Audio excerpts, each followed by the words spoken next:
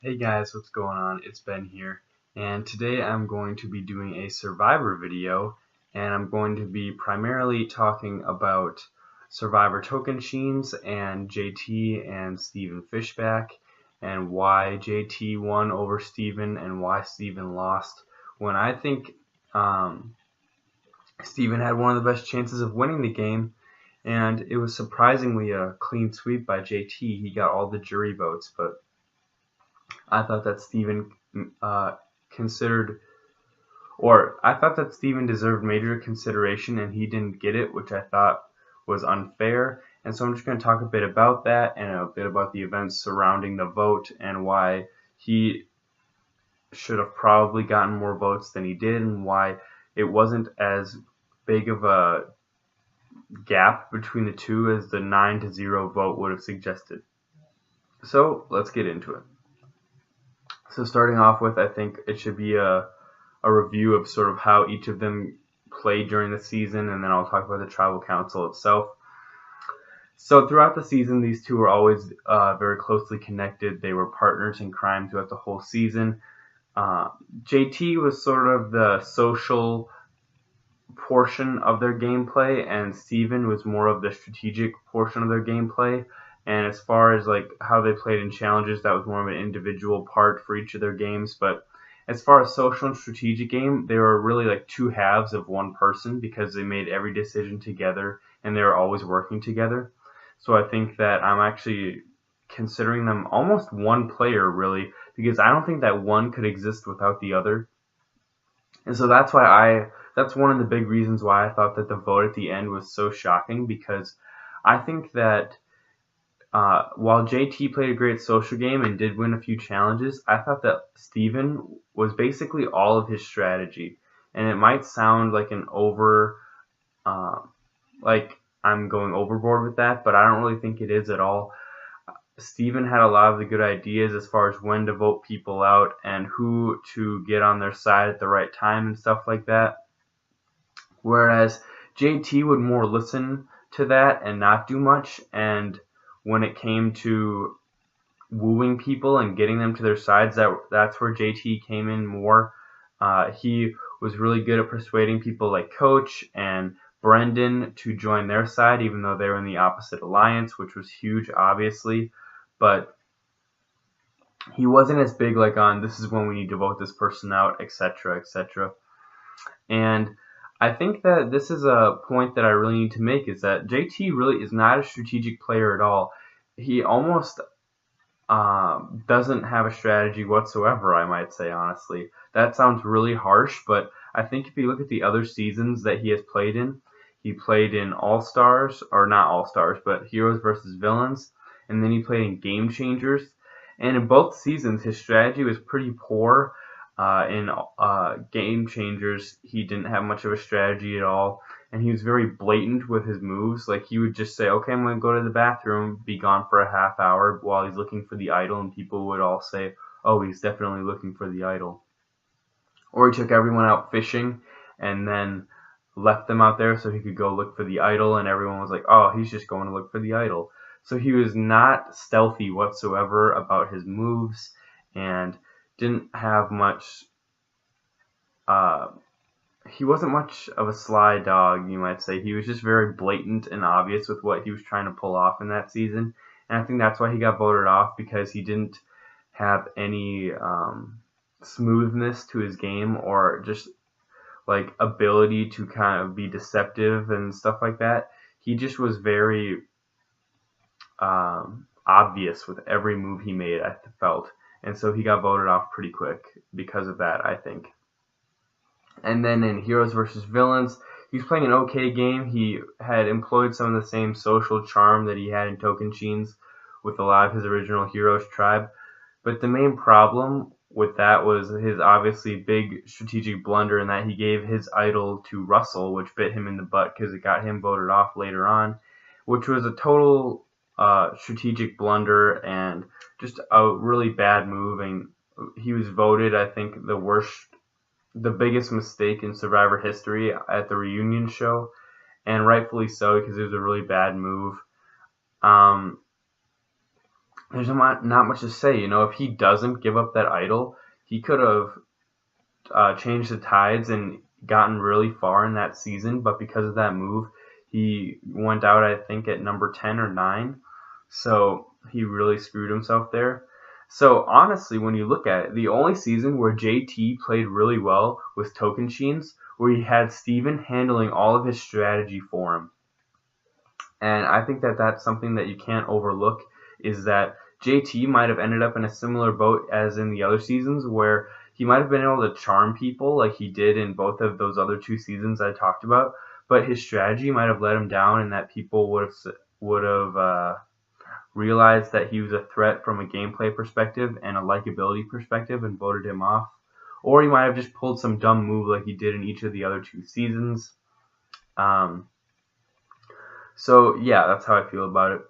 I feel like if he wouldn't have had Steven, what would have happened is that he would have probably gotten down to around the final 5 or final 4 of Tocantins and then got voted out because people would have said he doesn't have any enemies on the jury. If you vote him out, if you don't vote him out, he'll win the game. So I see him as probably finishing about 4th or 5th without Steven. So yeah, that's where I'm at on that. I'm going to talk about Steven a little bit more now. So he finished 2nd on Tocantins, as we all know, and then on Second Chance season 31, he finished 7th, I think. I'm pretty sure. And he played an okay game in this one. He didn't make any big, bold moves, I didn't think. He was a very average player, not really in the background, not really at the forefront. He was always kind of in the mix, but never in the driver's seat. Yeah, his problem in this one was that everyone knew he was a good strategist, so everyone was weary of him, and no one wanted him to get to the end because he's very well spoken, and if he got to the end, people thought that he would be able to convince a jury on why he should win, and so he got voted out a little bit earlier than I think he would have wanted, but so be it. So yeah, I don't know. I feel like Fishbach's a pretty average player. I don't think that he is like as outstanding as he's been heralded in Second Chance. People were talking about him like this mastermind of strategy, but he wasn't necessarily a mastermind in Tocantins. He was just like a pretty good strategist. That's how I feel about him. So yeah, there you go. Have on my thoughts on Steven. And as for the just comparing player to player from Tocantins, so JT has the social game, Steven has the strategy game, and then JT won more individual immunities than Steven. So yes, JT should have won. I think JT should have won. I agree with the people in the jury, but I don't think that he should have won 9-0. I think it should have probably been more like 6-3 or 5-4. I think that Steven had almost just as good of a shot of winning as JT, and I just think that it was a big injustice that at the final tribal, Steven caught a lot of flack for this whole Aaron vote-off debacle. Essentially, to rewind a little bit, at the final 3, it was JT, Steven, and Aaron, who was a girl from the other tribe, who hadn't done anything the whole game.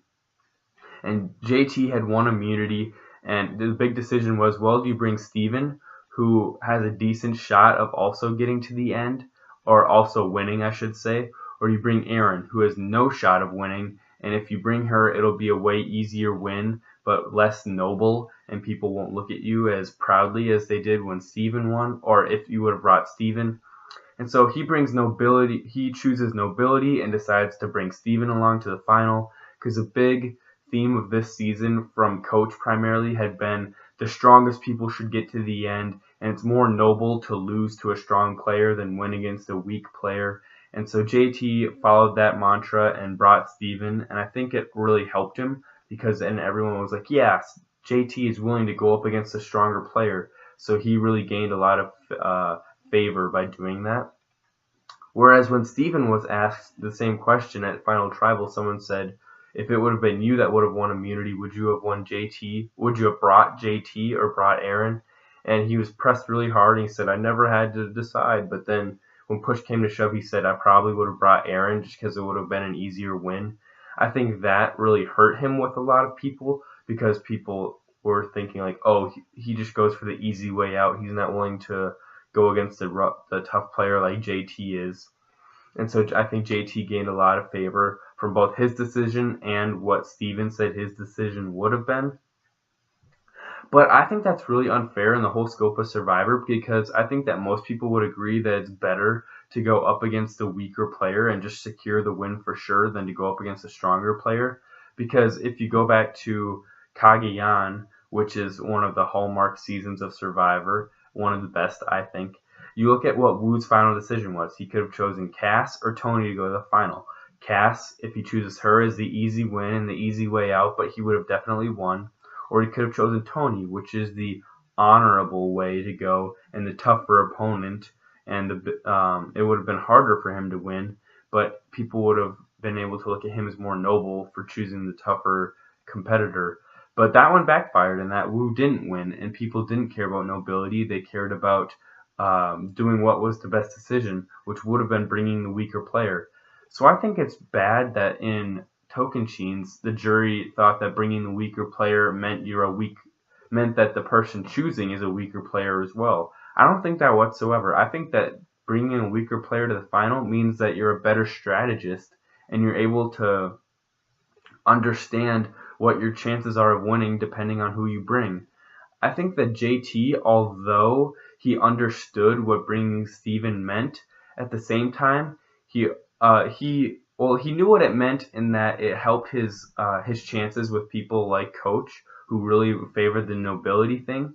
But I think at the same time, he didn't calculate how much it could have hurt his chances, in that Steven essentially dropped the ball at Final Tribal Council, and he didn't make as good of a pitch to the jury as everyone expected him to, because everyone expected him to be this really amazingly well-spoken guy.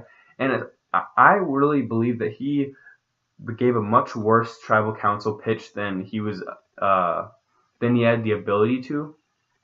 But if he would have rocked their socks off with a great pitch on why he should have won, I think he could have beaten JT. And I think in that respect, that's a big fault of JT's, in that he didn't perform as well as he could have. In that he could have brought Aaron and just for sure won. Whereas although he gained probably a vote in Coach in bringing Steven, he also opened up a door of possibilities where Steven could have won if he made the right pitch. And that's where I think JT's faults lie, because no matter what pitch Aaron would have given, the other person with her would have won. Whereas with bringing Steven, there's a good chance that he could have won. And honestly, it's shocking that JT won 9-0, because Steven had a really good shot of winning this game. If he would have talked about how much strategy he put in, and how much, honestly, JT relied on him in certain ways, he could have crafted an argument that he was just as deserving as JT was. But JT did play a fabulous social game, and he really played a somewhat good strategic game in that he paired up with the right person to handle his strategy for him in Steven, and he made sure that Steven knew how to handle all the strategy so that JT didn't have to. And it's actually a really good strategy in that by having Steven handle all the backstabbing and stuff, JT comes off as the noble one, and his hands appear clean, because Steven was the one that was behind most of the backstabbing that went on during the season. But yeah, I think that you can't argue that JT wins that season without Fishbach, because if you just look at the other seasons, he's struggled mightily without somebody to handle all of his strategy for him. So what was the point of this video? It wasn't to say that Fishbach necessarily deserved to win. I just think it's to say, I don't think that JT played a perfect game necessarily. I don't think that the 9-0 vote is as indicative as you might think of what the season was like. It's not like JT was this mastermind that was just dragging goats to the end. It was like the jury really got in a comatose, and for some reason, just for the only time in Survivor history, really favored nobility over strategy, honestly, which I think is crazy, but yeah. So JT won. He's a really nice guy. I like him from what I've seen on Survivor. He deserved to win, but he definitely did not deserve a perfect game, and it was not as wide of a gap between the two players as the final vote would indicate. So yeah, guys, that's my thought on Tocantins. I hope that you enjoyed the video, and let me know in the comments what your thoughts are on this video. Alright, Have a good day. Have a good day, guys. Bye.